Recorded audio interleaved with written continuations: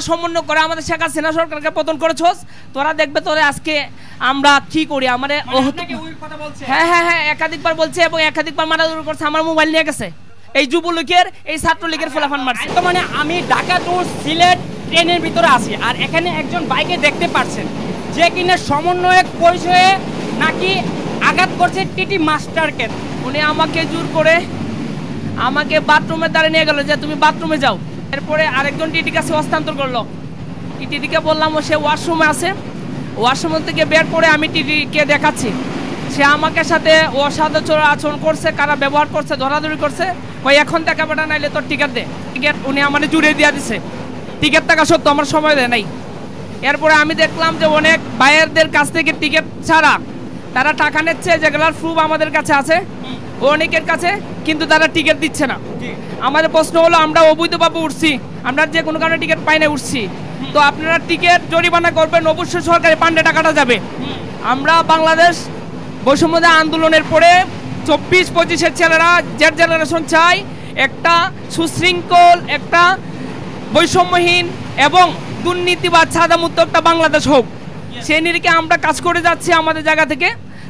তাদের কাছে আমরা বলছি যাদের কাছ থেকে আপনারা টাকা নিচ্ছেন তাদেরকে টিকিট দেন। তারা টিকিট না দিয়ে আমরা একজনকে ধরছিলাম, তার নাম হলো জাকির, অনেক মামলা আসামি, সে 6 মাস জেল কাটছে। সেই আবার বিক্রি করে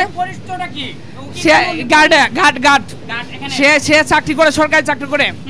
এবং সুমন সাহেব ছিলেন, আবুল হোসেন সাহেব ছিলেন, আমান সাহেব ছিলেন। তারা এই বিষয়টা হ্যাঁ হ্যাঁ তারা কি করছে, আজমপুরের পর থেকে আপনার হচ্ছে ব্রাহ্মণবাড়িয়ার যে ফুলাফান আছে তাদেরকে সবাইকে ফোন দিয়ে গাড়ি তুলছে। টাকি সাহেব তোলার পরে আমাদেরকে আমরা বলছি যে আমরা ডিজির যে সচিব তার সাথে আমরা যোগাযোগ করছি। আমাদের অনেক ভাই ছিলেন, সমন্বয় করে আমাদের শেখ হাসিনা সরকারকে পতন করেছস। তোরা দেখবে তোরা আজকে আমরা কি করি। আমাদের হ্যাঁ হ্যাঁ হ্যাঁ একাধিকবার বলছে এবং একাধিকবার মারাধর করছে। আমার মোবাইল নিয়ে গেছে। সুমন সাহেব এখানে পুলিশে আছে, শালার পুত্রদেরকে বললাম তোরা আমরা কথা শুনলে না। এবং অনেক টিটি আমাদের সাথে খারাপ ব্যবহার করছে।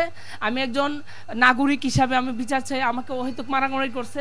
আমি এখানে পড়ে আছি, আমার সম্মানের বয়ে আমি আসলে কি করি নাই।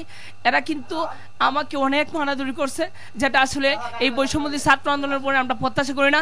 এই ধরনের পুলিশদের সহযোগিতা আজকে আমরা তারা মারছে, এই যুবলীগের এই ছাত্রলীগের ফলাফল মারছে। আইনশৃঙ্খলা বাহিনী কি উপস্থিত ছিল? হ্যাঁ হ্যাঁ এরা ছিল ছিল